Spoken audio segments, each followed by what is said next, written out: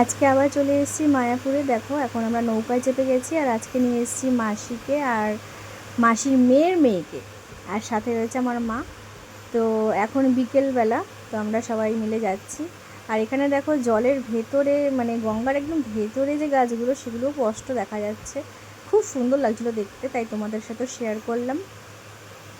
আর আমি তো ভাবছি কতক্ষণে গিয়ে পৌঁছাবো, আর এত সুন্দরভাবে সাজানো হয়েছে, তোমরাও নিজের চোখে দেখো। আর মেলাও বসেছে, আজকেই লাস্ট মেলা, আমরাও দর্শন করতে পেরেছি লাস্ট মেলাটাই। তো দেখো আমরা ঢুকে গেছি, আর এত সুন্দরভাবে সাজানো হয়েছে, মানে মনমুগ্ধকর এক দৃশ্য। আর এখানে মানে অবিরাম হরে কৃষ্ণ কীর্তন হয়েই যায়, অখণ্ডিত হরিনাম। তো দেখতেই পাচ্ছ আমরা চলে এসেছি বিকেলবেলায়, এখন হাঁটু হাঁটু করে করে যাচ্ছি। আর দেখো ভীষণ সুন্দর ফুল ফুটেছে, তোমাদের সাথে শেয়ার করছি। দেখো তার মধ্যে তো চারিদিকে লাইটে লাইটে, মানে অসাধারণ লাগছে। বিশেষ করে তো মানে রাতের বেলাটা ভীষণ সুন্দর লেগেছে, ভীষণ সুন্দর।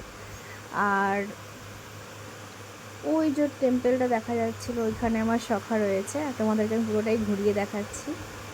লাইটগুলো ভীষণ সুন্দর দেখতে লাগছে। আর ওই যে ওইখানটায় আমার কৃষ্ণ আছে, আমি তো ভাবছি কতক্ষণ আমি যাব। আর এখানে নারকেল গাছগুলো দেখো ভীষণ সুন্দর লাগছে লাইটিংয়ের জন্য। তো আমরা যেহেতু ভেতরে নিয়ে ঢুকতে পারিনি, তাই আমি বাইরের থেকেই তোমাদের সাথে দর্শন করাচ্ছি। মানে ভেতরে তো অ্যালাউ করে না মন্দিরের ভেতরে। আর আমরা এখন চলে এসেছি মেলাটার মধ্যে, মেলাটা তোমাদের সাথে শেয়ার করছি। ভগবানকে দর্শন করে মেলাতে এসেছি। তো এখানে না মানে খুব সুন্দর সুন্দর জিনিসগুলো উঠেছিল, কিন্তু আমার কেনার মতন কিছু নেই, কারণ আমি প্রতি মাসে আসে কিছু না কিছু কিনে নিয়ে যাই। তো আর কেনার মতন কিছু নেই। তো এখানে আমি দেখছিলাম, আমার তুলসী মালাগুলো না ভীষণ ভালো লাগে, তুলসী মালার লোভ প্রচুর, আমার লোভ আছে। হ্যাঁ, আমার কাছে ভ্যারাইটিস রকমের কালেকশান অল টাইম থাকে। বৃন্দাবনের তুলসীর মালা, মায়াপুরের তুলসীর মালা সব আমার কাছে রয়েছে। আর এখানে দেখো কত বড় বড় মালা, মানে আমার একটা মুঠো সমান একটা মালা, তুমি দেখো আমি ধরছি, দেখো কত বড়। আমি জানি না এগুলো দিয়ে কী করে। তো মানে চোখ ধাঁধানো কর, মানে এখানে গিয়ে মনে হচ্ছে যেন সবকটাই খুলে নিয়ে চলে আসি, এত সুন্দর সুন্দর কালেকশান ছিল। আর দামটাও মোটামুটি ঠিকই ছিল, খুব একটা বেশি ছিল না।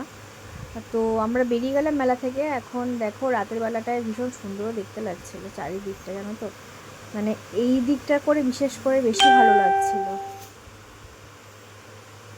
এবার দেখো তোমাদের সাথে আমি শেয়ার করব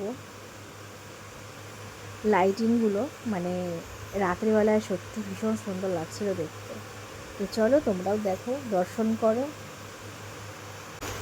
দেখো সেই বানর লাঠি যে ফলগুলো হয় ওরকম টাইপের এইগুলো লাইটিংগুলো করেছে, পুরো সেম ওরকমই দেখতে, ওরকমভাবেই ঝুলছিল। ভীষণ সুন্দর দেখতে লাগছিল, আমার তো আসতে ইচ্ছেই করছিল না। আমার তো মানে চোখ চোখে জল টলমল করছিল। মা বলছে তুই কাঁদছিস কেন? আমি তার বোঝাতে পারবো না আমি কেন কাঁদছি। আর কৃষ্ণকে ছেড়ে এখন আবার চলে আসতে হবে, তাই আবার মানে কদিন পর যাব তার তো কোনো ঠিক নেই। সখা যখন ডাকবে আমাকে তখন যেতে হবে।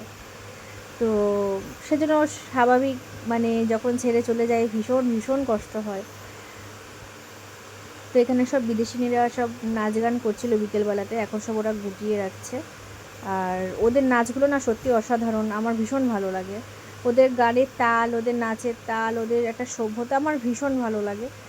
আর এখানেও দেখো স্টল বসেছে, এখানেও ভ্যারাইটিস রকমের জিনিস ছিল, মানে যেটাই চাইবে সেটাই পাবে এখানে, সেরকম জিনিসই ছিল। আমি আর দাঁড়িয়ে তোমাদেরকে দেখালাম না। তো এবার আমরা বাড়ি যাব। তো এই দেখো রাত হয়ে গেছে, গঙ্গার পাড়ে চলে এসেছি, এখন নৌকো করে বাড়ি যাচ্ছি। রাধে রাধে, হরি বল। কেমন লাগলো সবাই জানিও।